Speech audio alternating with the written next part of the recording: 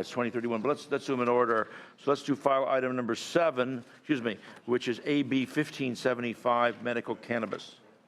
Thank you, Mr. Chair. AB 1575 is a lengthy bill. It's a follow-up to the Medical Marijuana Regulation and Safety Act that our House passed last year and was signed by the governor. That was the first time in 20 years that we were able to pass regulations surrounding our medical cannabis industry in the state of California. We went through a deep stakeholder process last year with legislators coming together to work in unison to get something passed. And now, with that passed, we knew that although we got something done that was significant, our work had just begun, and that's what AB 1575 is about. It's follow-up, it's cleanup, it's ideas that have come from stakeholders throughout the process that make the Medical Marijuana Regulation and Safety Act even stronger. It focuses on banking as well as research and development. It sets standards for delivery. It allows businesses to operate explicitly for profit. It regulates advertising in the medical cannabis industry, and among other things. So it covers a lot of ground, and we think it's an important and critical follow-up to the work that we started last year, and really helps strengthen the regulatory regime in the medical marijuana or medical cannabis space in California. So I thank you for your consideration and respectfully ask for your aye vote. Okay. Those in support? I see you got the same team. You, Cooley, Jones, Soriolaki, and Wood. It's the same. Same team. Same team. Correct. We had last year. Where's everybody Kept else? the band together. They have other bills that they're working on, but they're here in spirit. Okay, well, they sent in their A player, right? Is that what they're going to say? I think they got their E player. Please, support. Mr. Chairman, members, Paul Smith with the Rural Counties Association, also on behalf of the California State Association of Counties. Yes, Mr. Bonta has been an A-plus player in this conversations over the last 3 years. We support this bill. We've asked for a few more amendments. I don't think they're too controversial, but we appreciate all the work him, his staff, the other authors have done. This is a very important issue to counties, and particularly rural counties, the cultivation aspects. So moving this bill through, doing the necessary cleanup to a big package last year is important for this legislature. We encourage this bill to move forward. Thank you. And what about those amendments? What's the story? Are you still talking? I mean, I know this is complicated, and I got a lot of calls on various things with respect to minor cleanups with respect to this measure, and you guys have worked very hard. And I got to tell you, it is an impressive team, bipartisan team, and you guys all worked together. It was very impressive when you guys all took the table here last year and fought for this. I was very impressed. Okay, but I'd like to know, in terms of amendments, are you still working on this stuff? This is a due pass to appropriations, so we still have a little bit of time. Yeah. So, we're always open to amendments. We had some good conversations as recently as yesterday and even this morning with some concerns. So we're forever open to consider how we can strengthen this package. Thank you, sir. Other support? Mr. Chair, members, Jolena Voris on behalf of the urban counties of California, also in the support, if amended, position, along with The amendments? same as RCRC. They're very technical. We see this as a cleanup measure just for minor technical fixes. This is a very important implementation of a major package, which is very critical for counties, local government, and for the industry. And so we are in support, and we hope the bill move forward. Thank you. Very good. Others in support?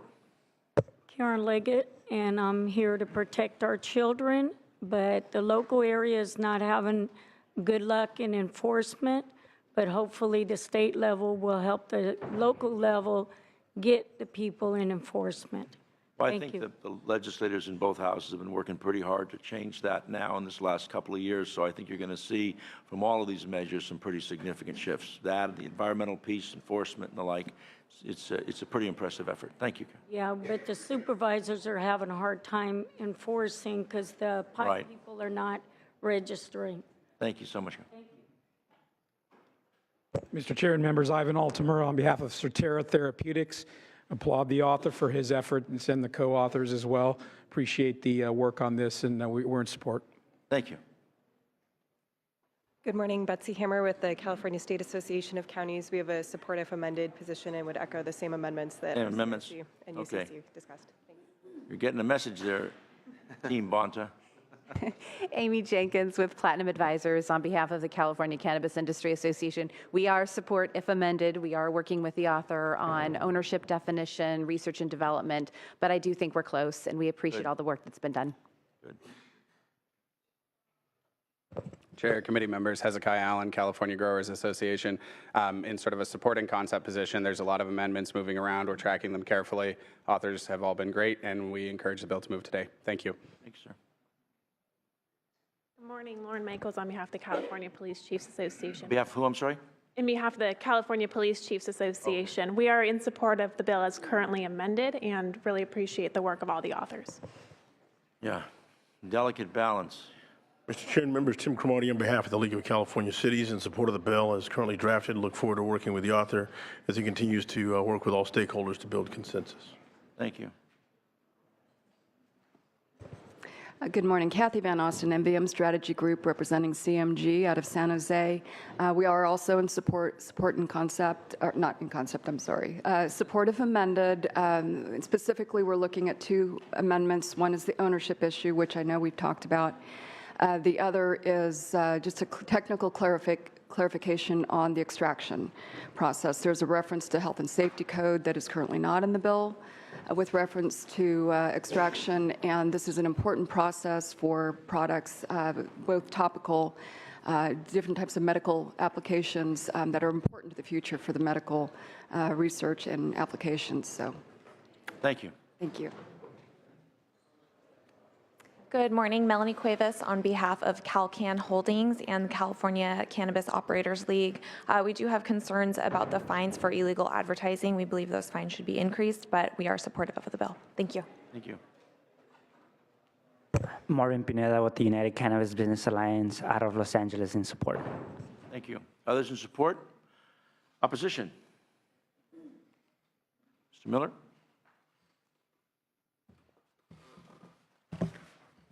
Mr. Chairman, members, George Miller on behalf of Weed Maps. I guess we could have also probably been in support if amended.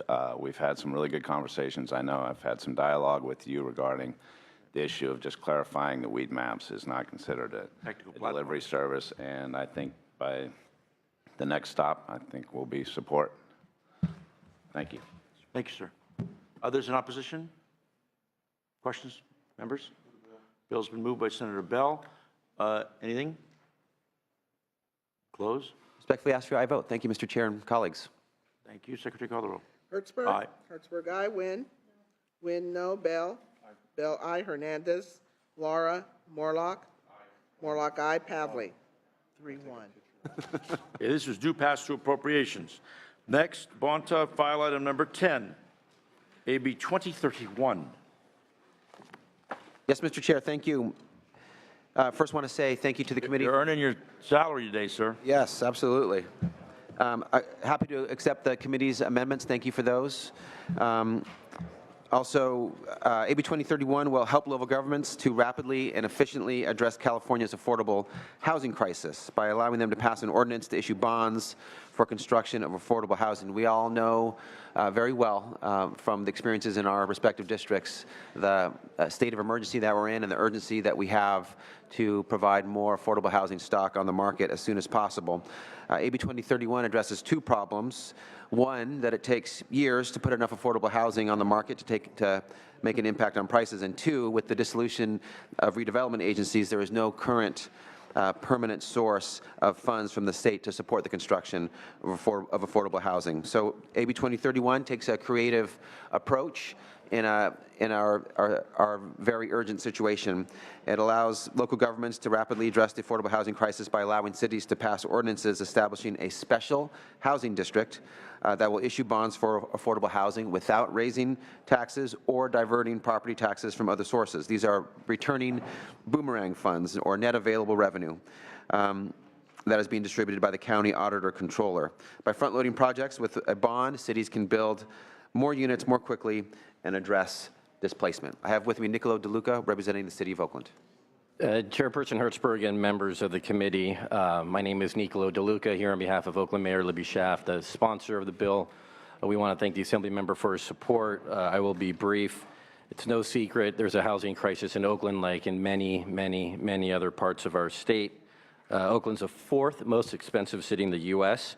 This is a city where the average income is $30,000 a year. However, the average rent is nearing $3,000 a month. As the Assembly member said, AB 2031 will give cities the authority to approve issuance of an affordable housing bond to be paid with the net available revenue, also known as boomerang funds, without voter approval. This is one solution to a greater problem, and as the Assembly member said, we're trying to be as creative and flexible as we possibly can. With the dissolution of redevelopment agencies, no permanent source of funds from the state have been made available to support the construction of affordable housing. By front-loading these projects, we can get to building these units in a much more expeditious way, thereby avoiding displacement and helping relieve some pressure. With that, I respectfully ask for your aye vote. Chair Hertzberg, members, Michael Lane with the Nonprofit Housing Association, Northern California. This is a voluntary measure for local jurisdictions to adopt an ordinance that doesn't raise taxes and it doesn't divert property taxes from other taxing entities.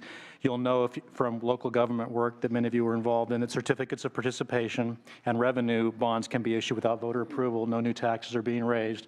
You're actually just bonding against an existing revenue stream. I'd also like to remind the committee that you actually passed AB 2 Alejo out of this committee last year, and it was actually signed by the governor into law. And so I think there was a little bit of a misunderstanding in the analysis because it raised a constitutional question when, in fact, the way we do tax increment financing is by bonding against, and that had no voter approval requirement, and it was passed and signed into law. And that's actually because you're not raising taxes and you're not diverting property taxes. You're just actually bonding against an existing revenue stream. This is for a finite period of time, and once the enforceable obligations are paid, it goes away. So it's actually even narrower than the AB 2 Alejo bill that was signed into law last year. And so we urge your aye vote, and there's no constitutional issue here at all.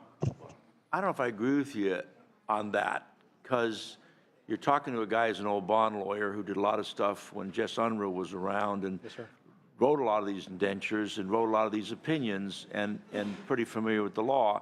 And then when discussing this with staff, I raised this issue because what you're really doing is you're bootstrapping this thing. I mean, at some point, I got to tell you, I mean, just look, I'm as creative as the next guy when you come up with ways to come up with revenue streams. This is, I mean, like we came up with this idea of a revenue stream for a continuous appropriation to fund jails, which I never would have written an opinion on because I don't think, but for some reason that worked. Here you're diverting a revenue stream that's to pay back under this construct of these redevelopment agencies. You're grabbing the money and you're calling it a revenue stream. And you're, look, I mean, I do think there's a constitutional issue. I do think that you're subject to a significant constitutional challenge on this deal, and I'm a little worried that it's too cute by half.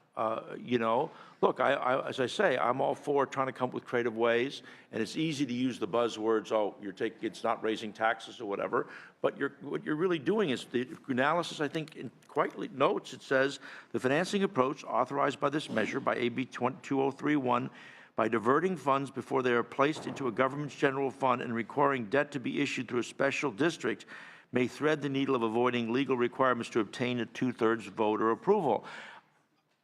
I'm just telling you, I think it's a lot closer question than you dismiss in this thing. I do. And look, I'm not for all this 2/3 stuff. I think that simple majority can send you to war and do all this other stuff. I don't believe in that. But it is the law. It is the Constitution.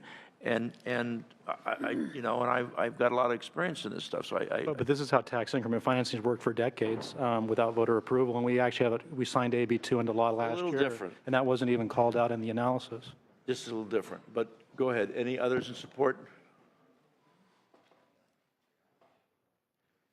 Good morning. Karen Lang on behalf of the Sonoma County Board of Supervisors in support. Thank you. Good morning. Joe Bonniwell on behalf of Housing California in support. Thank you. Marina White with the California Housing Consortium in support. Opposition? No opposition? Crazy, man. The world's a funny place. You know? Okay. Questions from Senator Morlock? Thank you, Mr. Chair. I sort of have some concerns as well. Coming from Orange County, they said you could borrow to invest, and they used reverse or purchase agreements, and they thought that was pretty good. So instead of doing it one time, they did it 3 times, and so we lost $1.7 billion. And then I've got cities in Orange County that someone walks into town and says, hey, a redevelopment agency, it's a great idea. should do it for blighted areas. And they say, well, if it's good for part of the city, why don't we do it for the whole city? So I've got Stanton that's 100% blighted.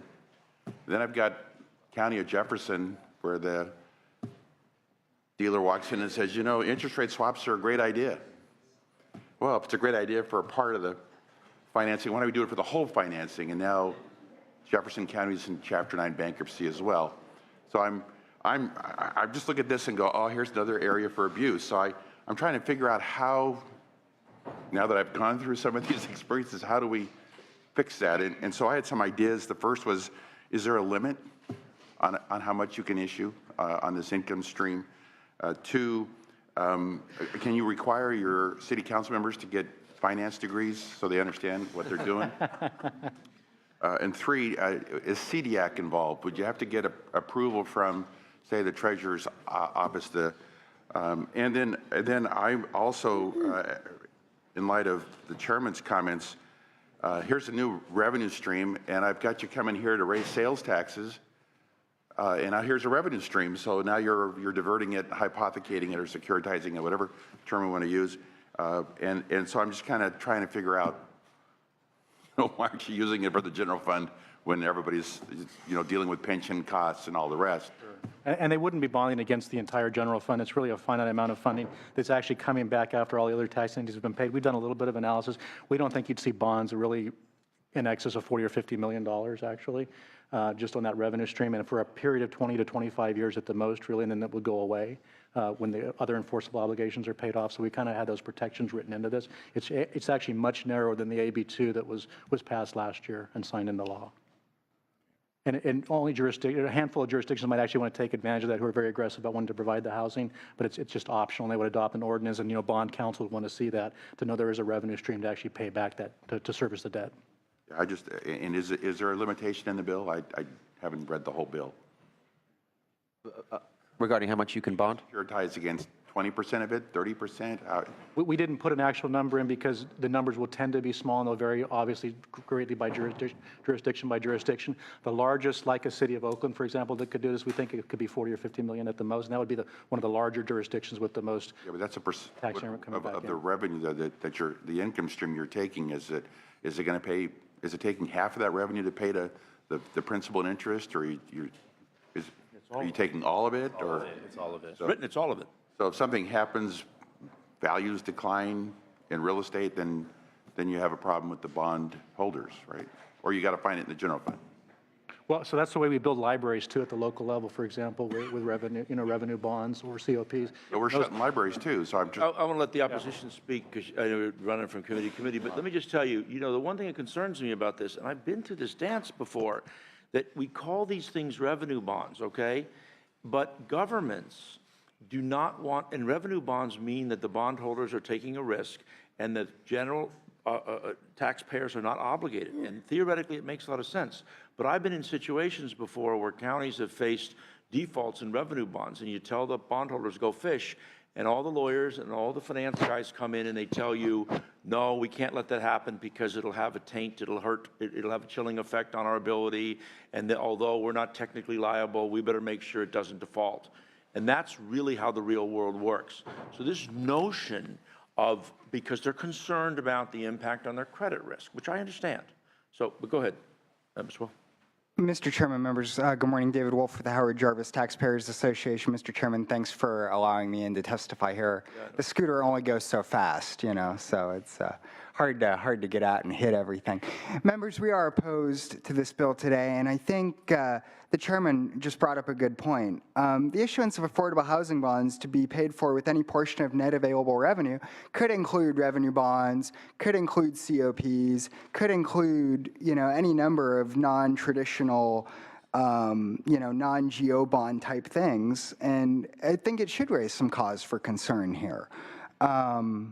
And just how broad we're making this and the new precedent that we're really setting here, number one.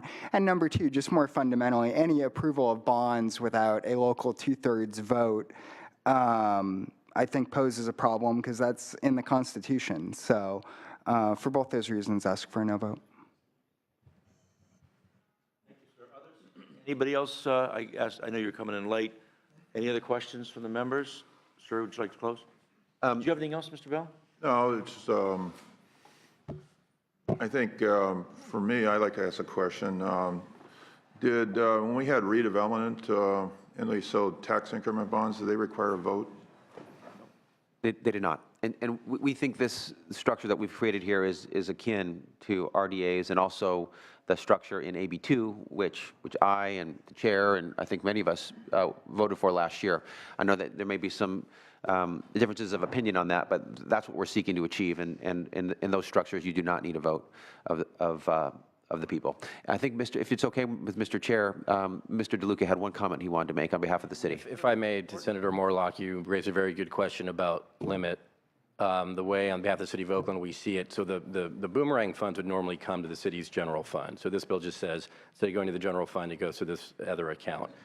Exactly. And so the limit would be based on how much is coming in, which would mean how big the bond would be. And so we're not looking at a huge bond, but just something where we can build enough units. And the AMI is a wide level, whether it's 30% AMI or workforce housing for firefighters and for teachers. So as soon as we can build these units, it's going to take a huge amount of pressure off of a city like Oakland and other cities. More questions? Please, sir. Have you anticipated any kind of rating agencies' review of these bonds? We have had some initial discussions with bond counsel about this, and we have not anticipated any. What kind of questions or comments did they have on the bonds in terms of rating, the rating agencies?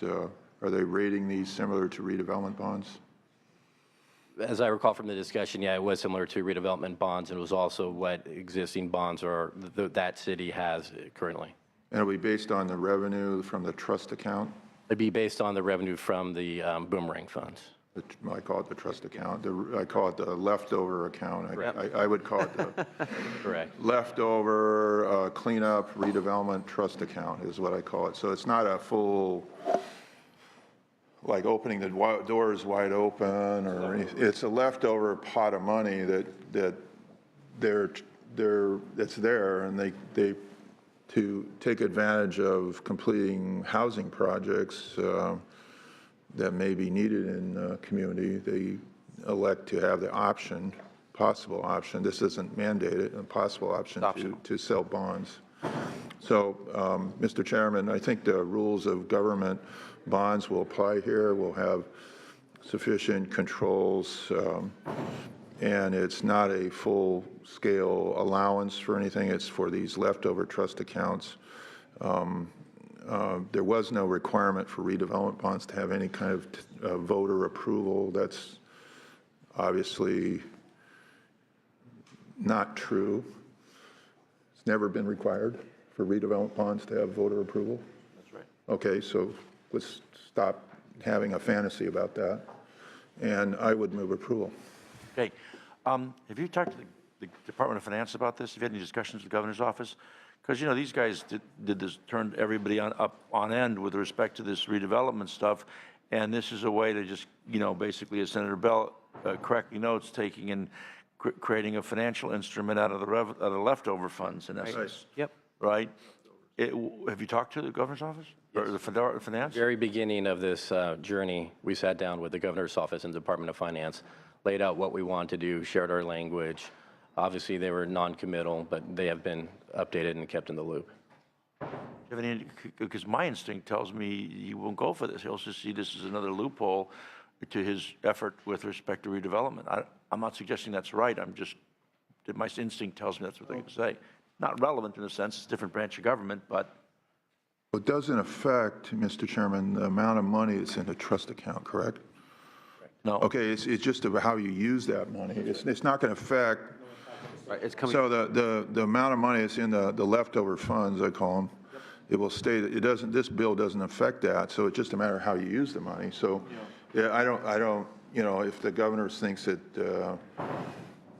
You know, having a 3% interest rate or a low interest rate on I don't know what kind of rates you can get, but I would say opportunities exist for a fairly low interest rate, I would say, now.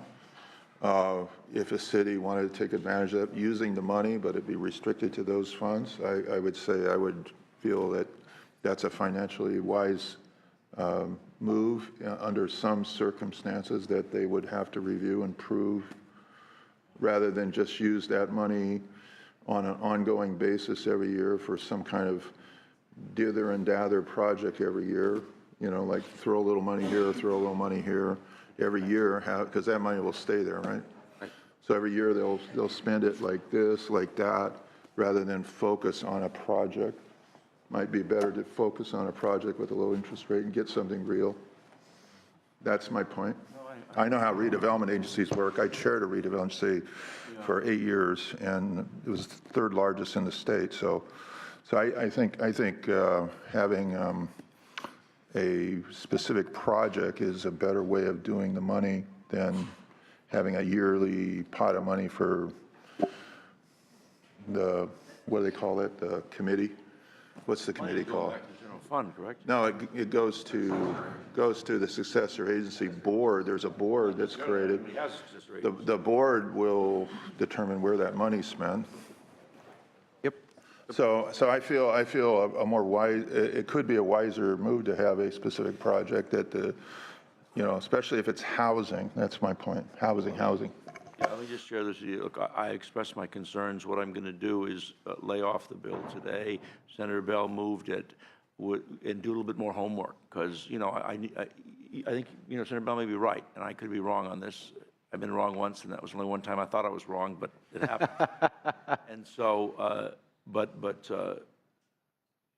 I do think there's some merit. I'm just a little concerned about it from a finance perspective, but I'm open to it. I'll do some more homework and be happy to support it on the floor if I convince myself I was wrong. Is there anything further? No, thank you for your thoughtful comments and your input. Respectfully ask your aye vote. And we're going to clarify this. I've just made on this is on this measure do pass as amended to appropriations. And I guess the only amendment we're going to be taking is the technical amendment, yes, right? The phrase of distribution of property tax revenues in the comment 4. I think there's a second one as well. The second one as well? Okay. In comment 3 as well? You want to extend this to Los Angeles and the cities that don't have, the cities that exclude the successor language that you have in? Yes, Mr. Chair, we would. Good. So comment 3 and comment 4. This is do pass as amended to appropriations. And again, I commit to you as a gentleman that I will do the homework on this and revisit it, you know, because you could be right. You're a lot smarter than me. Thank you, Mr. Chair. It's just to the floor? No, that's not true. To the floor, excuse me. As amended to the floor. Secretary, call the roll. Hertzberg? Wynn? No. Wynn, no. Bell? Bell, aye. Hernandez? Laura? Morlock? Morlock, no. Pavley? 1, 2. 1, 2, we'll hold that open. Thank you, sir. Anything further, Mr. Bonta? I'm done for today, Mr. Chair. Thank you kindly. Thank you for your Good time. job. Okay. Staff and colleagues. Next up, Assemblywoman Garcia, AB 779, file item number 4. Thank you for your patience. Those were a couple of long presentations. File item number 4.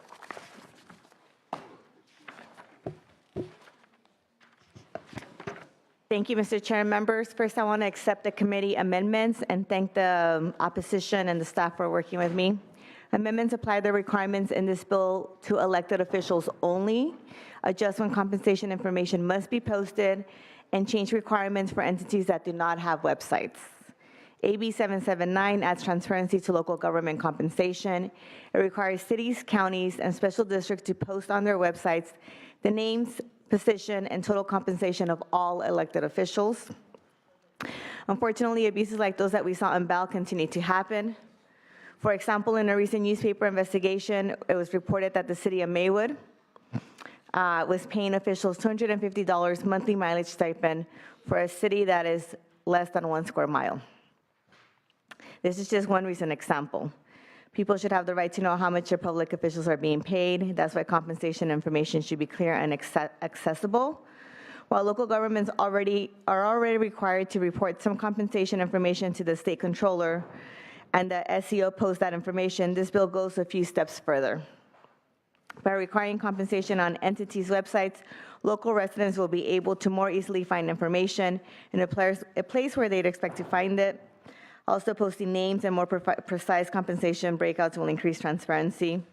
This bill is not meant to punish local officials. Instead, it aims to make government more accountable and transparent to those they serve. I respectfully ask for an aye vote. Thank you. Those in support? Support? Opposition?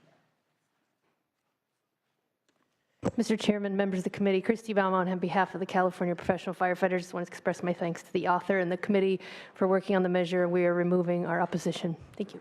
Thank you. Opposition? Yeah. Chair, members of the committee, Dylan Gibbons with California Special Districts Association. While the amendments to the bill address some of the concerns, we remain opposed. Our opposition is twofold. We oppose the requirement to create a duplicative report regarding the Board of Governance compensation, and we oppose the requirement to place a link to the duplicative report on our homepage. With regard to the duplicative report, currently local agencies are required to report the total compensation of our governing board to the state controller and place a link to that report on our websites. It was AB 2040 of 2014 that required local agencies to post in a conspicuous location on their websites the compensation information reported to the state controller, or a link to the report on the state controller's website. Included in the calculation of the total compensation is everything that this bill lists out, with the exception of the name of the governing board member and the unpaid vacation time. All other items are included, but not separately categorized. These items include stipends, automobile allowance, technology allowance, phone allowance, pension contributions, retirement contributions, health premiums, and any other type of compensation. What's that? That would probably be categorized in the other types of compensation. If for some reason all of this information isn't sufficient, a new report shouldn't be created. The legislature should be looking to work with the state controller to amend the existing report. With regard to the homepage requirement, again, we already have to post this information on our websites in a conspicuous location. The requirement to place this information to our homepage is unnecessary. This is one of two bills that will be heard in committee today looking to place a link on local agencies' homepages. AB 779 looks to micromanage local agencies' websites design and strip their local control by dictating specifically where each local agency posts a link to this duplicative compensation report. Keep in mind the existing compensation report will continue to be required to be on our websites. Many of our districts have made significant investments in developing the best design, layout, and functionality of their websites to best serve their constituent needs. While some districts may have direct links from their home pages to a compensation report, others have created governance pages that contain their agendas, hearing schedules, board and committee member information, including the compensation reports. The primary role of special districts is to provide services to the public. As such, our websites are typically designed to ensure the ease of access to those services.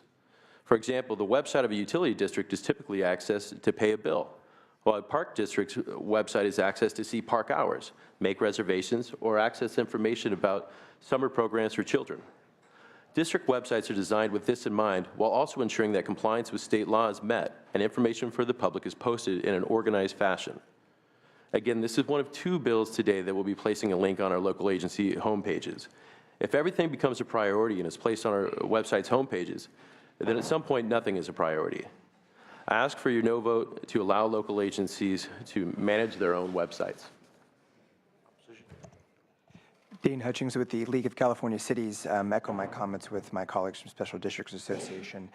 Feel the bill is redundant. The reporting is already going to the State Controller's Office, and the duplicity of this bill with websites being placed on our homepages makes it confusing for our folks in our cities to access the information that they need. So we oppose.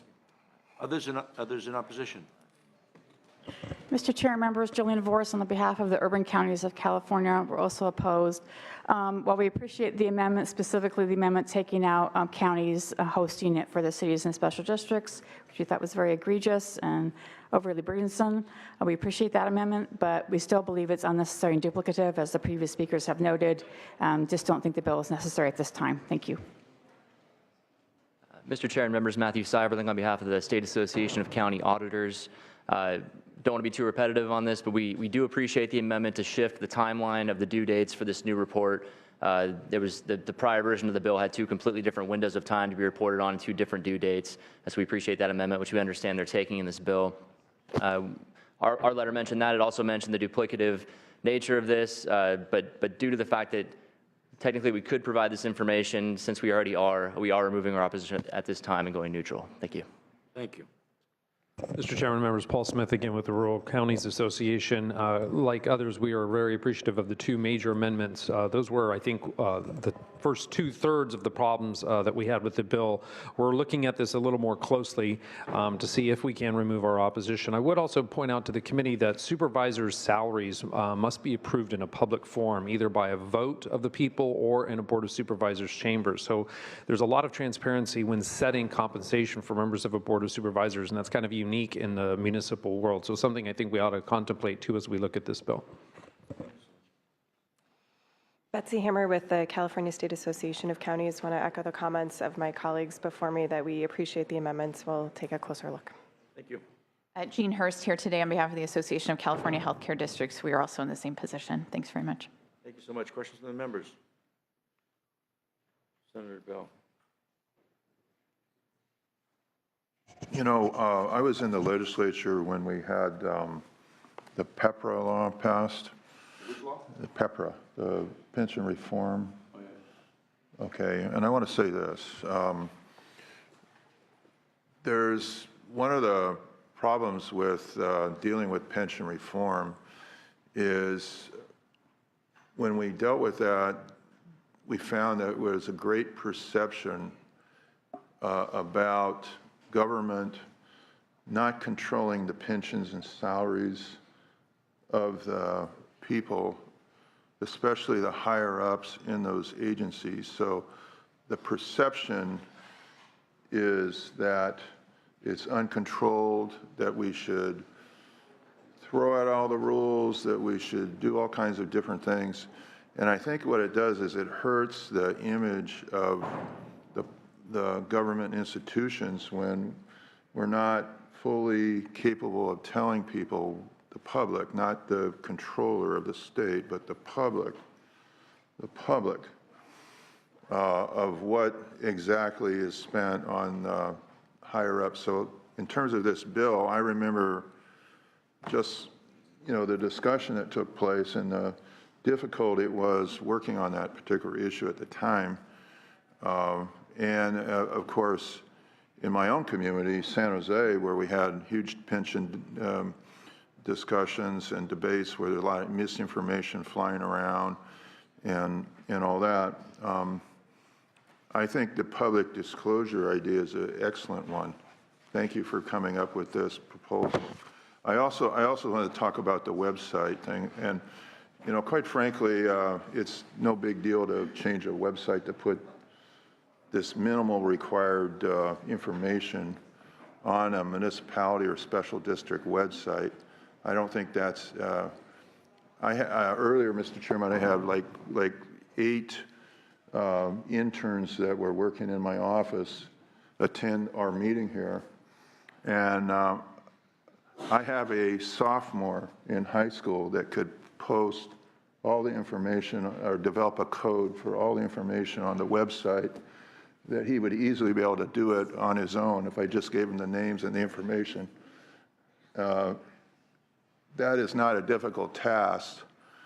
I'm sure if we pass this, it would be able to be done fairly easily. And I don't know if you looked into that, but that's, I'll donate my interns to help work on that if necessary.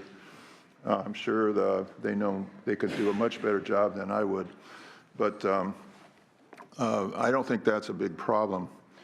So in terms of this bill, Mr. Chairman, I don't know if you have any further comments, but I would move approval of the bill with amendments as you.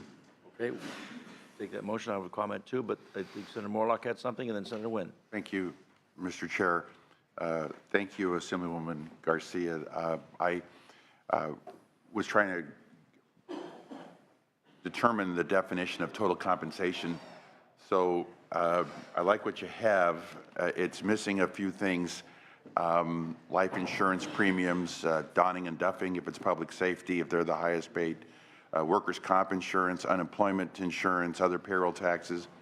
I'm wondering, do you want this just to be one amount, just one number, total compensation, or can you provide the breakdown of retiree, well, medical insurance, pension contribution, so that someone can get perspective? Because a city council member, you might have a really high number, but it's maybe $500 in compensation, but it's like $2,000 a month for the medical insurance that they get, which is a real nice perk. So it'd be kind of nice to have those detailed. And I also support this proposal, and there are already websites out there that are grabbing all this information and providing it anyway. But I'm just curious if it's going to be provided, you know, in detail with a total, which would be helpful. Then you could have comparability with other websites. Yes, the language is that it would be giving us details specifically, so we can have a better conversation, not just around the number, but a better conversation about where it's going. So maybe health insurance, I think, is a very fair benefit, but does someone in a city that's 1 square mile need a $250 a month car allowance? And so we are asking for details that way so we can look at what's going on here. And I want to respond to the duplicativeness. Just because they're providing this information to the controller doesn't mean the public has access to it. On the controller's website, oftentimes everything's into other and lumped, if at all. For example, the Central Basin, we could not get compensation for them. They were following the rules because all of their compensation is a stipend, so none of that is a salary. So there was nothing there. It wasn't until we audited them a second time that we were able to get full answers about total compensation and individuals being paid between $30,000 to $50,000 for part-time jobs. And in that it included that they were double dipping. Not only were they getting a car allowance, but they were getting mileage also. And so it shouldn't have to take an audit for us to get information that is out there. Yes, Maywood, a small city that was tied to the scandal in the city of Bell, did not learn its lesson. So we keep seeing these things. And so I think for me, if you're an elected official, we should be able to have those conversations with the public at a minimum. Okay. Thank you. Madam Vice Chair. Thank you, Mr. Chairman. Madam Assemblywoman, I understand and appreciate the intent of your bill. I think one of the things that was just a little concerning for me is sometimes in the front page of the website tends to have urgent matter, press releases, board's agenda, and et cetera. I think it just, is there any way that maybe they can put it on the page that has, the board members' photos? Thank you. Yes, actually, there's language in here that clarifies that there's flexibility, so it doesn't have to be the homepage. It could be that maybe, like they said, they have a section on governance. And so it's just a page where you would click to what would make sense already. So we do give them flexibility to kind of make sure. Our only concern is that you don't have to go through 20 clicks to get to, but we do give them flexibility for them to think about where would be the best place. Do we already have a tab that this would go under? Let's put it there. So there is now new language that gives that flexibility. Okay.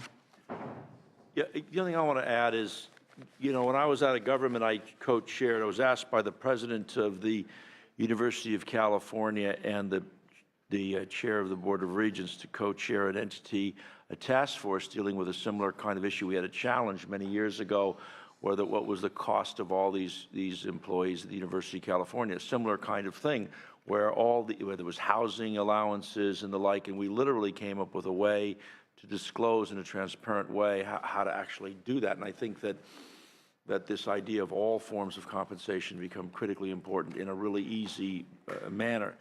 The second thing is, I got to tell you, I'm frustrated in this committee because there's all these folks that are here, no disrespect, because it's your job, who are paid by government salaries to come and advocate how hard everything's going to be for government. I'd love to be able to have a countervailing fund of money to be able to pay citizens of California to come up and to explain how difficult it is for them to access their government, as to what the interface is between their government. We tend to hear one side of the story and not the folks that are out there and are trying to solve a problem or trying to get access to stuff. And you just heard Senator Bell talk about folks and kids in his interns in his office that could solve some of these problems. Our job at the end of the day is to serve the public. And is it difficult? Maybe so. Is it tough for government to do some of this stuff? Is it going to be a little harder? You know, my daddy used to say, figure it out, fix it or get out of the way.